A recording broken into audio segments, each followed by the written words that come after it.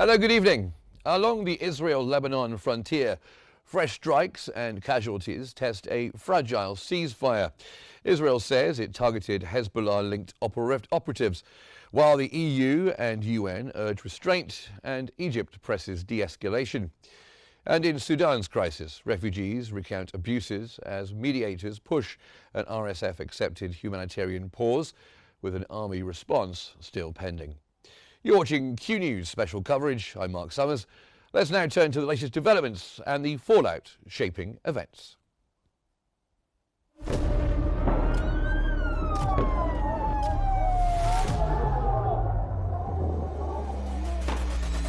كل المستهدفين هن مدنيين. وضع شيء مرعب، شيء بخوف.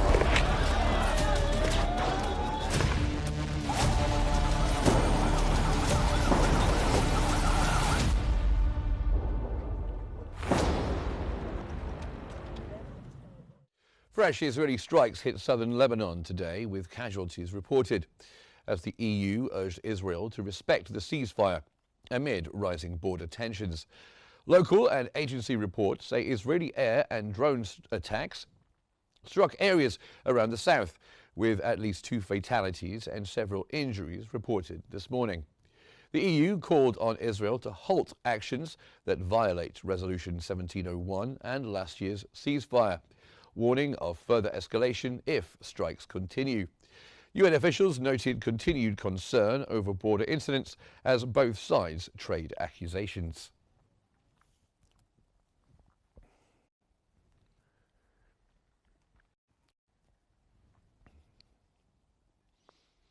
Egypt's Foreign Minister Badr Abdel Ati spoke with Lebanese Prime Minister Nawaf Salam, urging de-escalation in southern Lebanon and reaffirming Lebanon's sovereignty and stability. In today's call, Abdel Ati rejected any infringement on Lebanon's sovereignty and territorial integrity, stressing the need to lower tensions and prioritize calm to safeguard regional stability. He reiterated Egypt's firm support for Lebanon's unity, independent decision-making, and the state's authority across all its territory, backing national institutions to meet current security challenges and protect the Lebanese people. Both sides reviewed developments in the south and ongoing efforts to reduce escalation.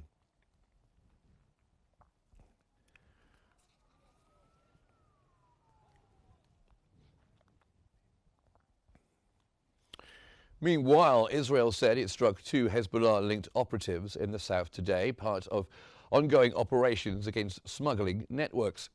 The Israeli occupation military said the strike targeted suspected weapons smuggling activity hours after additional flare-ups along the border. The announcement follows multiple raids this week that Beirut and UN officials say have strained the ceasefire.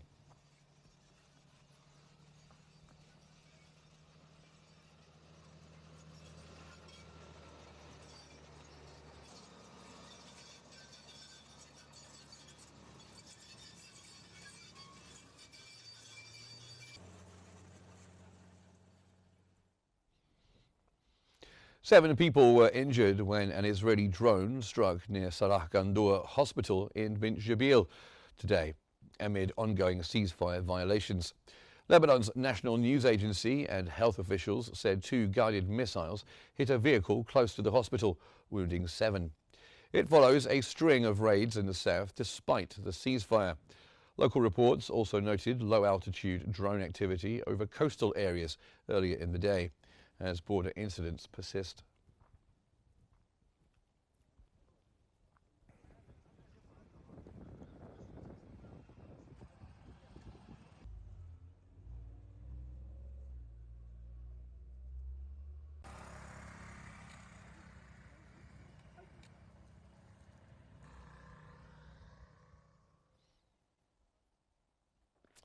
His forces leader criticized Hezbollah's latest message today, calling it built on fundamental misconceptions. He said no faction can impose a singular national choice under threat of collapse, urging a broader consensus as security tensions and economic pressures persist. The remarks land amid fresh southern incidents and international calls to uphold the ceasefire.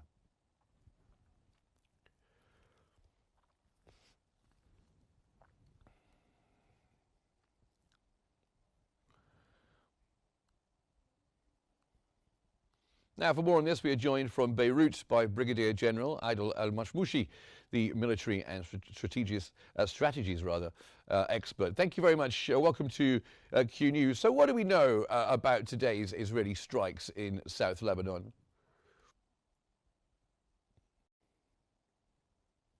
Greetings to you and to your viewers. Actually, the Israeli operations perpetrated for a long time and not only today, since the agreement didn't stop until now.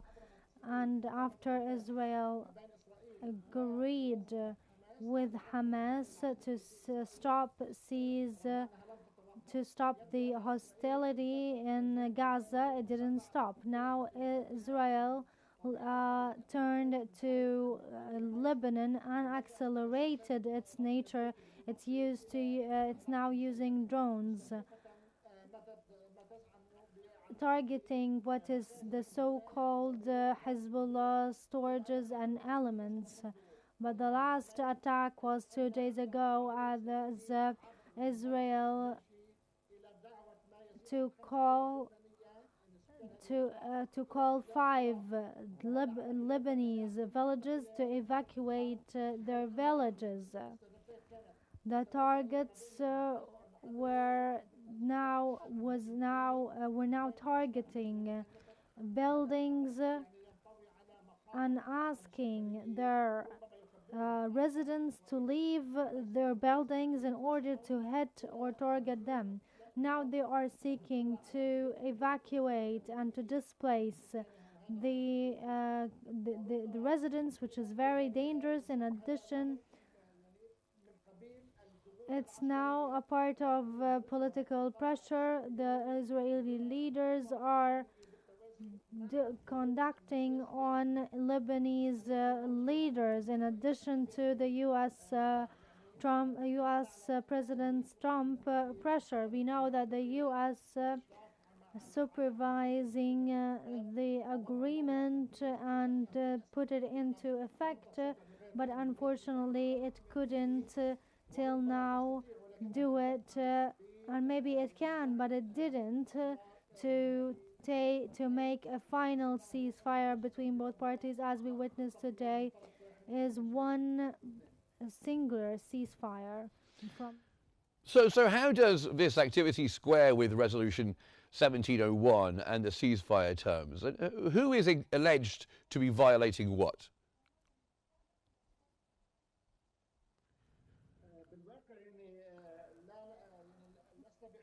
We do not need many efforts to say that the violator is Israel. Hezbollah and their elements are committed to the resolution and abstained from launching even one ballot to go towards the Gaza Strip. There are still some weapons they can use it in the future against Israel, and despite that, it contradicts the spirit of the final resolution taken by the Lebanese authority to adopt this resolution to constrain the weapons alongside Lebanon only in the hands of Lebanese authorities. Israel didn't consider this resolution and didn't give Lebanon the right, the amount of time to implement this agreement, and more pressure puts us more suspicions in regards to not completely abide by the agreement, and it's required from Lebanon to comply to what it's required from it. Lebanese took this decision and has to take this responsibility of it. So anything in regards to these violations and withdrawing the withdrawal of Israel from all lands with the so-called strategic points, and then giving the chance to Lebanon to withdraw weapons and constrain it in the regulation or the lawful authorities. And then Hezbollah will surrender completely their weapons.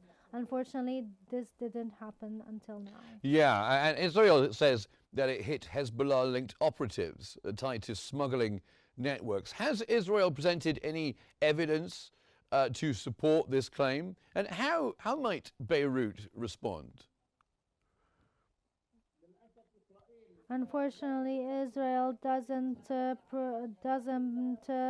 build its allegations on evidences. It's only launching allegations to execute what it does.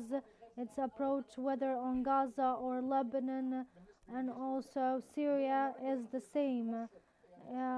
Israel. It's impossible that it holds itself as a police, which violates all charters and conventions and norms, international norms, and values based on which the UN was held upon. As if it's very absent from what is going on the Middle East. In addition to the UN convention that was made on this issue and what was called the unilateral polarization, that Israel became only unilateral. Yeah, and Brigadier General, we also saw low-altitude drone activity along the coast. Do you think this might indicate a shift in the rules of engagement or a shift in the surveillance patterns?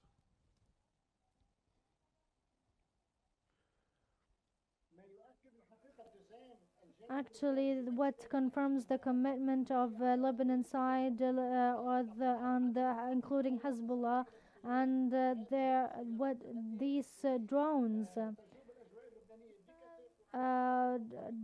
These drones, the low altitude drones activities, is what confirms their Lebanese commitment to the agreement, as they know the disparity of the weapons, and also we know that Israel using all and allowing itself to do all attacks, whether with their drones or other weapons, especially in the assassination or allegedly so-called affiliated elements to Hezbollah.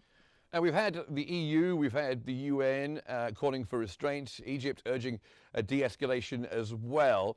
Are there immediate steps that could be taken to try and stabilize the border, do you think?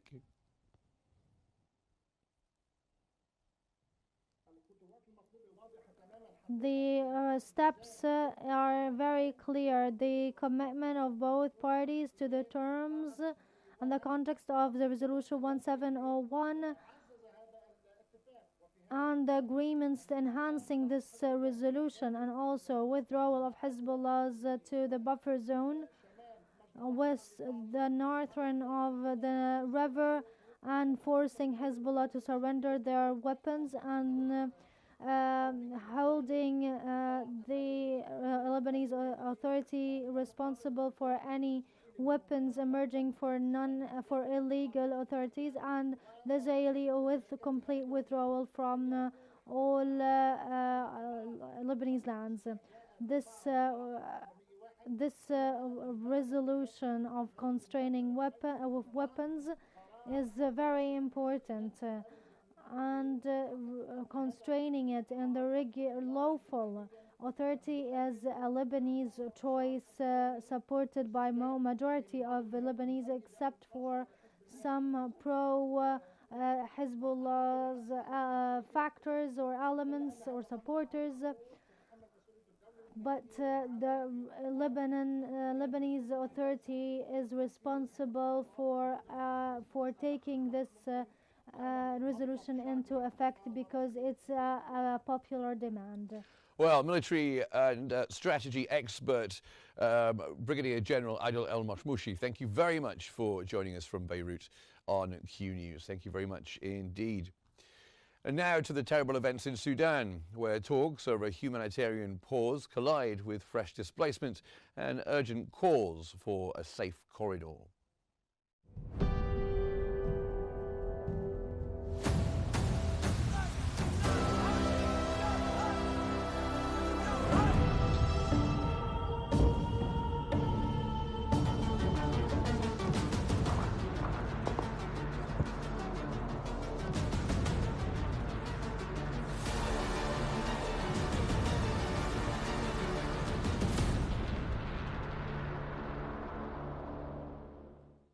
In eastern Chad, Sudanese refugees from El Fasher recount brutal abuses as UNHCR's Deputy Chief, Kelly Clements, urges continued international support for host communities and life-saving aid. At the Oa Kasoni camp near the Sudan border, refugees described beatings, sexual violence and killings during their flight from El Fasher. One survivor, Aisha Ismail Wazir, said many were assaulted and others did not make it. Visiting the site, the UNHCR Deputy High Commissioner, Kelly Clements, called for sustained funding and protection measures, warning needs are outpacing resources as arrivals continue and pressure mounts on local services.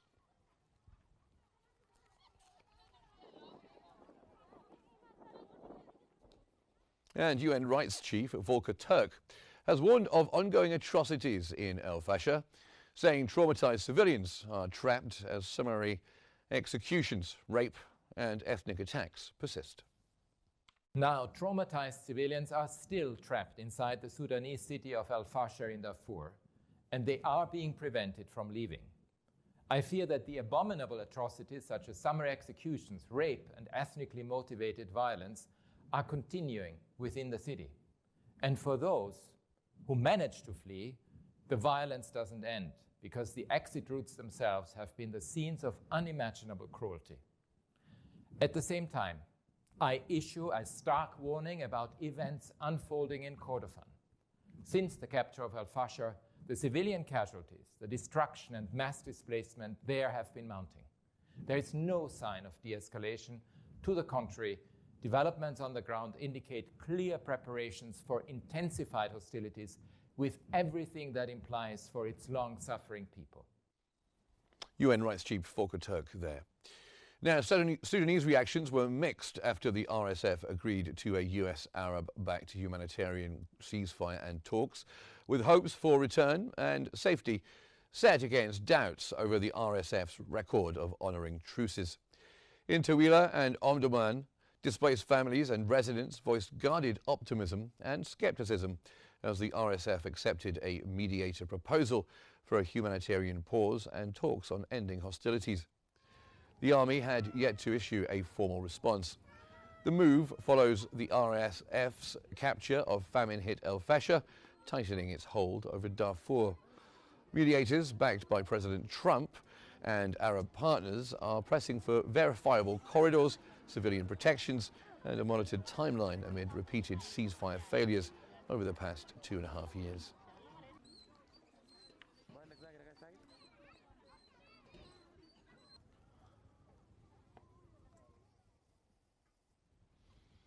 Tawila has become a refuge for families fleeing El Fasher after its fall to the RSF, with UNHCR footage showing makeshift shelters as aid groups rush in tents, water and basic supplies. UNHCR video from Tawila shows rows of temporary shelters for those displaced by the RSF's capture of famine-stricken El Fasher after an 18-month siege. Agencies report severe shortages and protection risks. Registration points are setting priority lanes for children, the elderly and the wounded as clinics scale up emergency care. The IOM estimates more than 60,000 people escaped El Fasher in recent days, while large numbers remain unaccounted for. Local tallies suggest up to 200,000 may still be trapped. Humanitarians are calling for secure corridors, sustained food deliveries and uninterrupted access to water sanitation.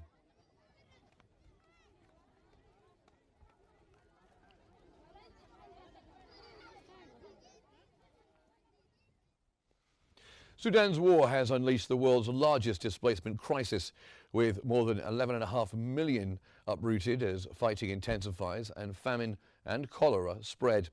Aid groups warn catastrophe will deepen without safe access and funding.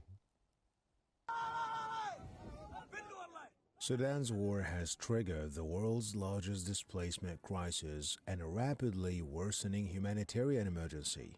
The United Nations counts more than 11.5 million people forcibly displaced inside and outside the country, with over 4 million pushed across borders into Chad, South Sudan, Egypt, and other neighbors. Aid agencies warn that needs are outpacing resources as access is blocked, supplies are looted, and funding falls short. In Darfur and the Kordofan region, food security analysts report famine conditions in El Fasher and Kadugli after prolonged sieges and repeated attacks on civilians and infrastructure. Families are trapped with little food, clean water, or medical care. Relief officials say the situation is catastrophic and will persist without sustained access and protection for aid operations. Fighting between the Sudanese armed forces and the Rapid Support Forces has intensified around key urban centers following the fall of El Fasher.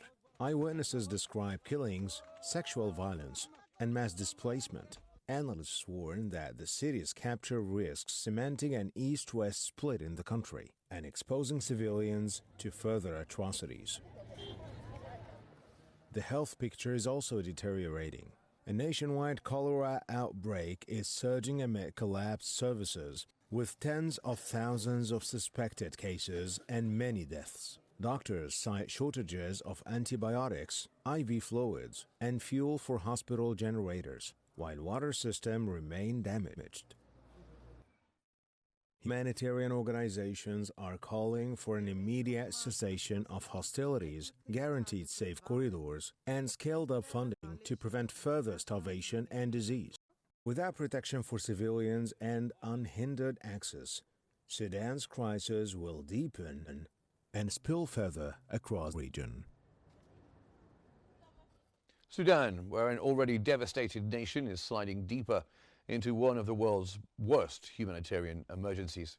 After more than 2 years of war between the Sudanese armed forces and the Rapid Support Forces, entire cities have been besieged, markets have collapsed, and families are exhausted have exhausted every last coping measure. Aid agencies describe a crisis defined by hunger, disease, mass displacement, and shrinking access. Conditions that now threaten millions, with outcomes once considered unthinkable in major urban centres. The starkest warning came this week from the UN-backed Food Security Monitor. Famine has been formally confirmed in El Fasher, the capital of North Darfur, and in Kadugli in South Kordofan, two heavily besieged towns where months of violence and blockade have pushed civilians into catastrophic deprivation. The IPC classification means people are facing extreme food shortages, soaring acute malnutrition, and excess mortality. Analysts warn these conditions could persist as stocks run out and fighting continues to choke supply routes. This famine confirmation follows earlier alerts from displacement camps such as Zamzam. But the spread into major towns marks a grim turn. Residents who could flee have done so. Those trapped report life reduced to the basics of survival, with families resorting to animal feed or wild foods as markets empty and prices race beyond reach.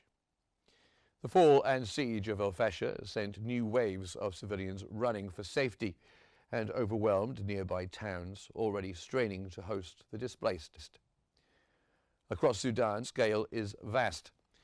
Sudan is now the world's largest internal displacement crisis, with millions uprooted from their homes and many cycling through repeated displacements as front lines shift. Humanitarian planners estimate that roughly 30 million people, that's nearly 2/3 of the country, need some form of life-saving assistance, almost half of them children. Yet the response plan is critically underfunded, with agencies warning that pipelines for food, nutrition, water, and health will continue to break unless funding and access improve immediately. Hunger is the sharpest, but disease is cutting too. Cholera has resurged in multiple states, with health authorities and UNICEF reporting thousands of cases this year and a steep rise in daily infections during recent spikes.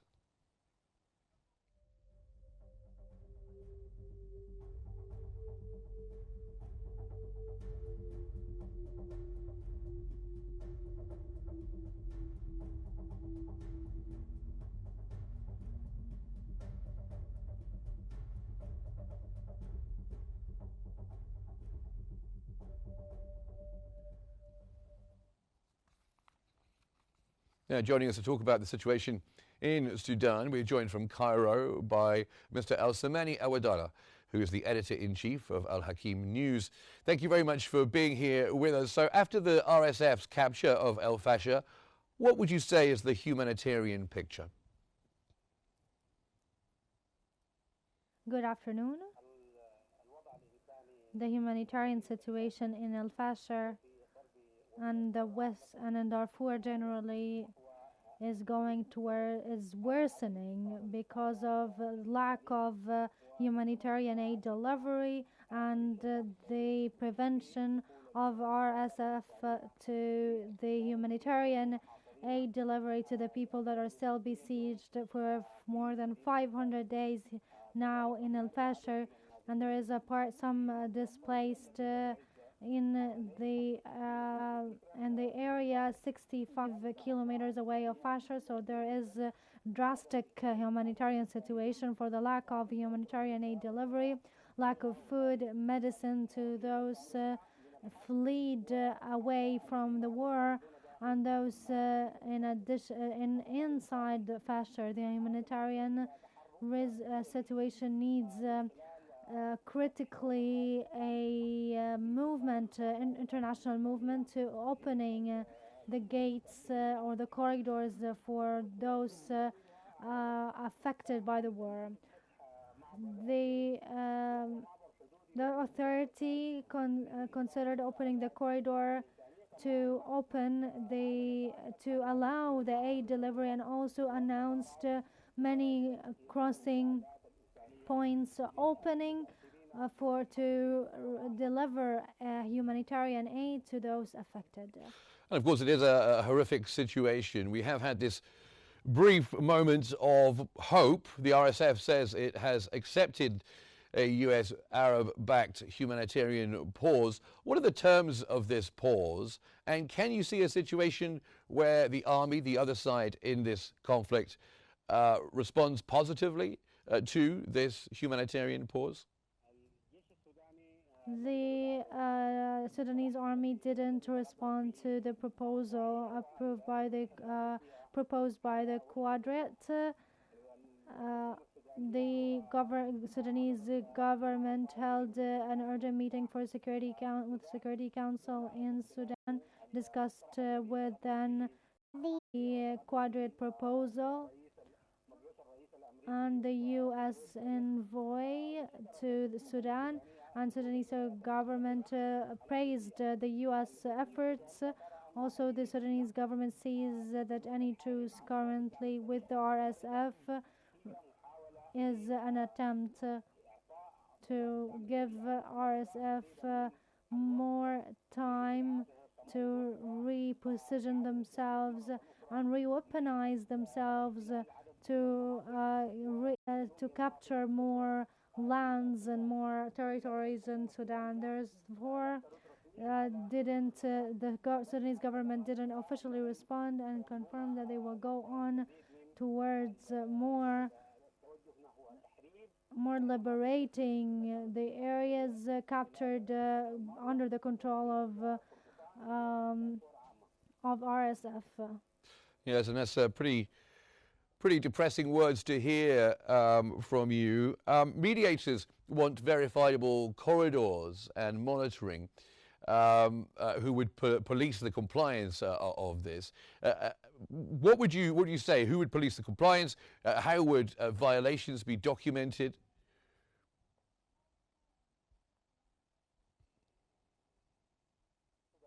The Sudanese government has a previous experience in regards to the truce and opening the humanitarian corridors. It has an experience with South Sudan or with the Popular Army before the independence of South Sudan. The government agreed on this truce, but the corridors agreed on was exploited by the rebellious affiliated to the RSF from South Sudan at that time. Therefore, Sudanese government doesn't want to go through this experience one more time. It's concerned that it may be used by the RSF to to allow the delivery of military aid rather than humanitarian aid. As you know, the Western Sudanese government are opening an extensive borders. Therefore, any truce at this time may be exploited by the RSF to allow a lot of military aid and mercenaries that they use to polarize from many countries, from Colombia, Chad, and South Sudan, Ethiopia, and many other countries.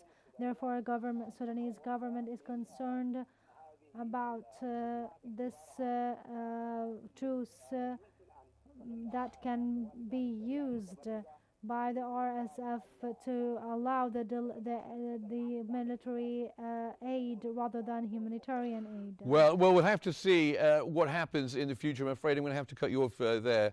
Mr. Al-Samani Awadallah, Editor-in-Chief of Al Hakim News website. Thank you very much for joining us, and we appreciate you joining us to give your views. Now, from the cracked streets of southern Lebanon to the parched camps of Sudan, tonight's map is drawn in sirens and empty bowls. Until restraint opens corridors and aid reaches hands, we'll keep watch. This brings us to the end of our special coverage. For more, you can go to our social media platforms at Qnews EGY. From all of us here, thank you for watching, and stay tuned for more here on Qnews.